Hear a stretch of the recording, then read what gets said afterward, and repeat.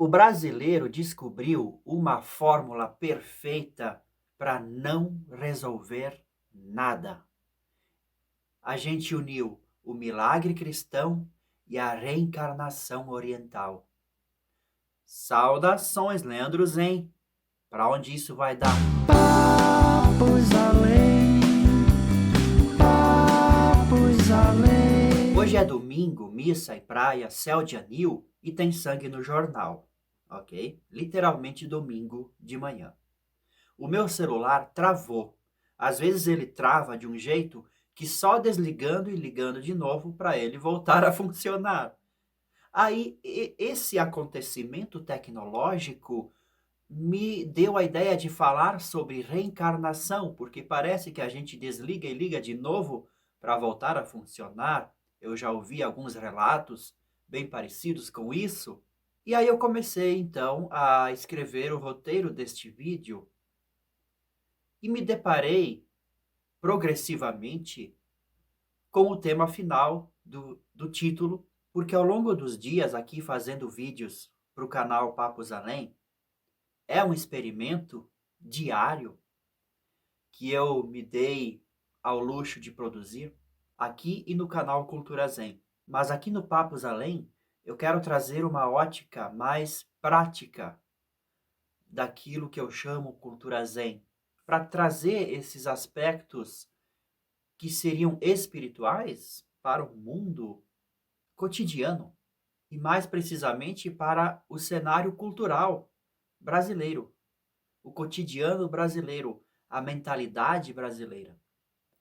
Porque sim, a visão espiritual das coisas da vida, quando compartilhada pela população no geral, realmente transforma o dia a dia daquela nação, daquela sociedade.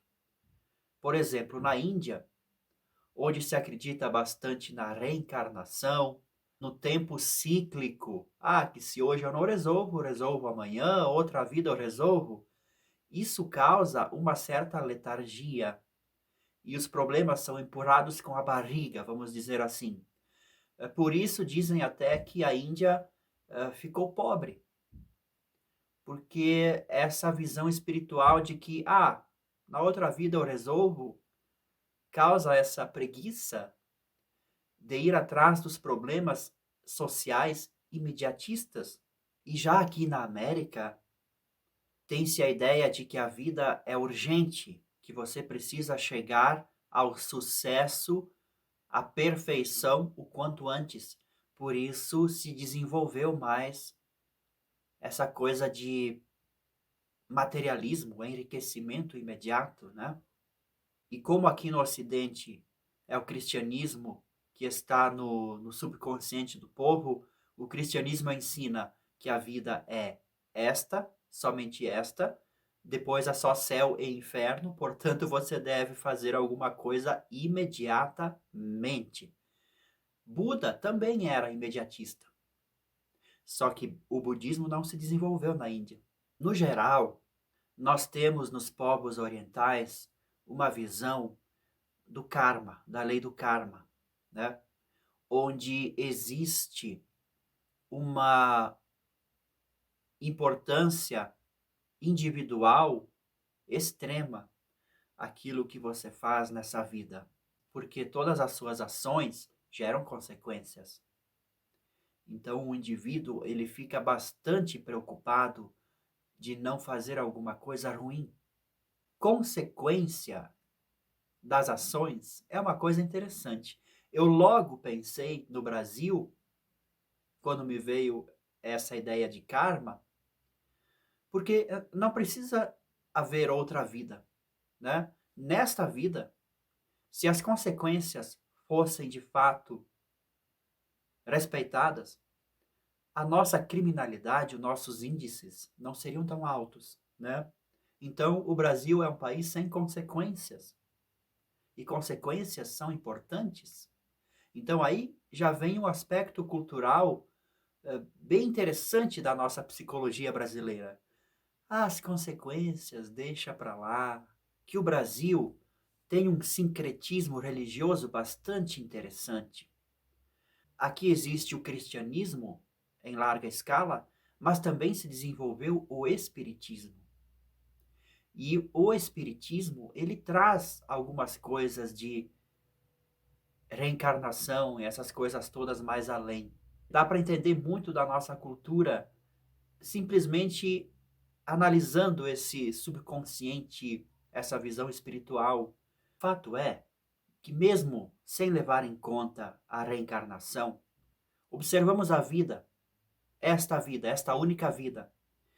Ela vai acontecendo e se costurando, se descosturando em cenas. Nesta cena agora estou aqui fazendo este vídeo, em breve estarei na cozinha tomando um café, sei lá, e você também vai seguir a sua vida. E a vida é feita de pequenas vidas, de pequenos momentos. Nessa pequena amostra de existência, se a gente observar bem, a gente vai perceber que tem uma parte da gente que passa, que nasce, que morre toda hora. Depois que a minha esposa partiu, há um ano atrás, eu mesmo me sinto como que se eu tivesse morrido e reencarnado numa outra vida, agora, que estou vivendo agora, só que eu me lembro da vida passada, né? Uma coisa bem estranha.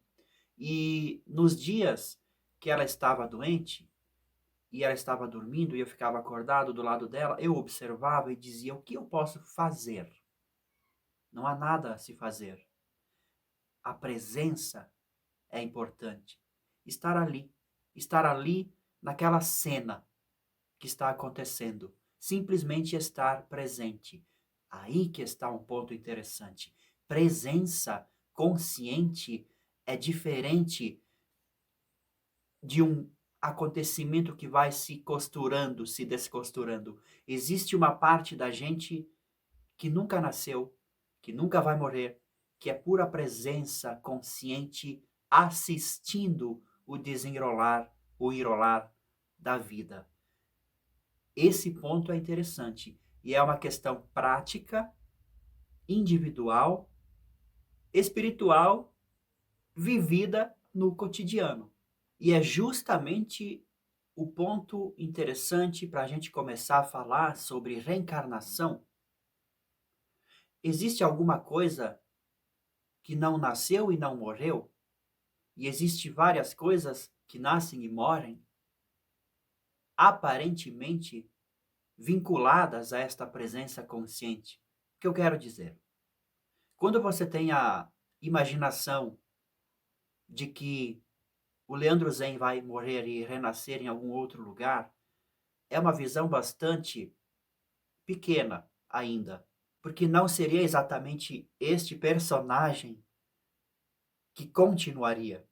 Este personagem, assim como o seu corpo, vai desaparecer. Nasceu e morreu. Algo em mim nunca nasceu, nunca vai morrer. Onde está esse algo? Esta presença que simplesmente pode me observar, inclusive, e dizer: olha, este corpo está vivendo, está morrendo, mas não sou eu, não. Eu sou uma coisa que está aqui presente, observando. O corpo é fácil entender que ele nasceu e morreu. Mas e a nossa mente? Os nossos pensamentos, memórias, traumas, que seja, as nossas tristezas, toda essa carga mental. Dizem que a mente também é um tipo de corpo físico, só que mais volátil, que se espalha, cuja pele está para além da pele do corpo, é uma pele maior, é uma pele quase que social, coletiva, a nossa mente. Portanto, quando este corpo, este cérebro se desliga, toda essa energia mental fica no ar e um outro útero fecundado, um outro bebê, capta essa energia e, desta forma, estes pensamentos continuam, então, a sua jornada até um dia finalmente se desintegrarem, desaparecerem, que seria a iluminação espiritual, né? O livrar-se da roda, do ciclo, do nascer e do morrer.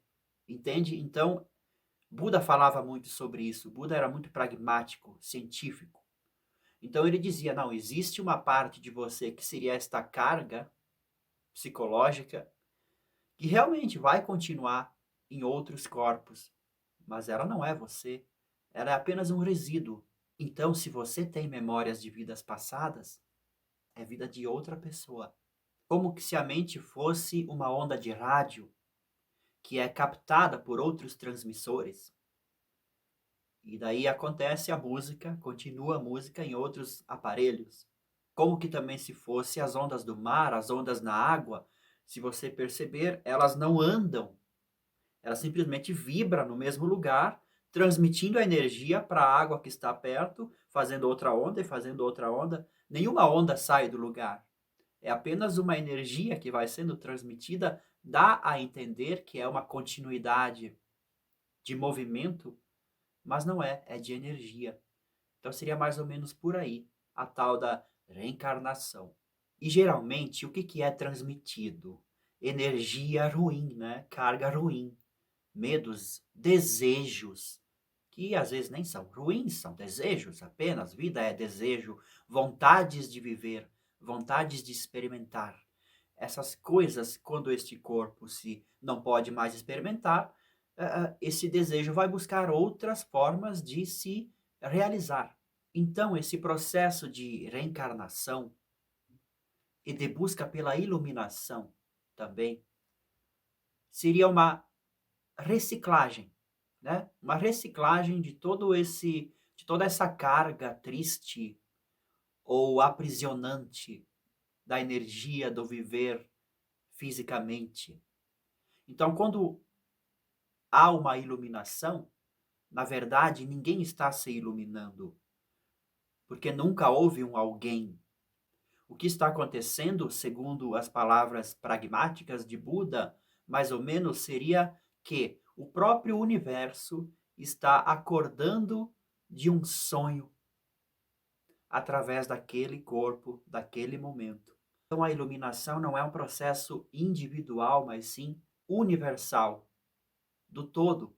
Esse todo é a presença que você pode sentir aqui agora, simplesmente, nossa, há muito o que fazer, o que fazer, o que não fazer. Aí você vai entender, olha, esta vida está realmente se enrolando, desenrolando, e realmente tudo isso está muito além de mim como indivíduo, é uma coisa muito grande que está acontecendo, muitas coisas ao mesmo tempo. Não há nada o que eu possa fazer, mas esta presença me dá um novo olhar das coisas, porque esta presença é a própria iluminação, é o próprio ser universal que está acontecendo através desta vida, assim como está acontecendo por tudo ao meu redor, porque é uma coisa só. Então as pessoas não existem, as pessoas que eu amo, as pessoas que eu odeio, a pessoa que eu penso que sou, elas não existem. É um erro de percepção. E voltando a falar de cultura brasileira, o espiritismo ele pode ser, de certa forma, analisando o subconsciente do povo brasileiro, de trazer estes conceitos de reencarnação, que são mais assim, orientais, budistas, dessas coisas muito longínquas da cultura brasileira. O espiritismo é uma forma de porta de entrada para esses conceitos. Podemos dizer que o espírito é uma inteligência imaterial que se veste com várias roupas, vários corpos, vários egos, para ir aprendendo coisas da vida e evoluindo, para um dia, finalmente, não precisar mais reencarnar. E nesse caminho todo, nessa jornada, nessa amarelinha de escadaria, jogando a pedra, errando a casa, pisando na linha, tropeçando, aprendendo, evoluindo, no intermédio entre essas experiências, o espírito volta e mergulha de novo. e existe um certo esquecimento saudável de vida para a vida, para que essa evolução não seja prejudicada com memórias não importantes, não interessantes para aqui e agora, né? Porque o aqui e agora você tem que aprender a presença, mais nada. Por isso até que Buda não falava dessas coisas intermediárias. Ele era 880, vida, iluminação. Assim como Jesus Cristo, vida, céu. Não existia dentro do método deles de ensino toda essa coisa intermediária, né? Por quê? Porque não há tempo a perder, porque eles sabiam, todos nós sabemos, que a nossa mente é muito criativa, muito fantasiosa, e quando surge a possibilidade de imaginar como seriam as coisas, a gente cria muita historinha que pode prejudicar o exercício de encontrarmos a presença consciente, né? A gente fica viajando nas nossas fantasias. Isso acontece nas fantasias aqui entre os relacionamentos entre as pessoas e também há de acontecer quando você fica imaginando coisas para o além da vida. Existe um espectro muito maior de fantasias possíveis. Então, por isso, esses mestres decidiram, em suas culturas diferentes, não tratar desses passos intermediários espirituais, não é vida, morte, céu ou iluminação. Não perca mais tempo com outras coisas. Só que no Brasil, no Brasil, o país bastante corrupto, bastante problemático, que nunca engrena, nunca vai, muita injustiça, a qualidade de vida poderia ser muito melhor, mas não vai. E é um país cristão que seria imediatista, né? Resolva isso logo, né? Mas a gente aprendeu a não resolver. Quem sabe lá no final acontece um milagre? Ou talvez eu esteja aqui realmente para sofrer, para aprender. Parece que o Brasil é um karma coletivo para todos nós aprendermos, né? Mas existem outras vertentes que juntam esta religião ocidental e a religião oriental. Por exemplo, a teosofia. E também o budismo da terra pura. O budismo da terra pura é mais ou menos assim. Existem outras terras puras ou cidades espirituais criadas por bodhisattvas, por almas já iluminadas ou bastante ascensionadas, bastante evoluídas, que servem de refúgio para todas essas almas que estão nesse aprendizado de viver. Então, nisso já existe um paralelo, para além do espiritismo, mesmo nas vertentes orientais. Existem essas possibilidades intermediárias, essas fantasias intermediárias. Tudo é questão da gente praticar a presença consciente. Praticando a presença consciente, todas essas circunstâncias óbvias e não óbvias da vida vão se revelando aos poucos pelo simples exercício de estar presente. Culturalmente falando, para encerrar este vídeo, o Brasil precisa agir imediatamente para se resolver. Só que assim, não é um fazer, não é um gritar, protestar, reclamar, corromper, violar. Não é o que tem sido feito, não é festejar, não é fazer nada. É estar presente imediatamente.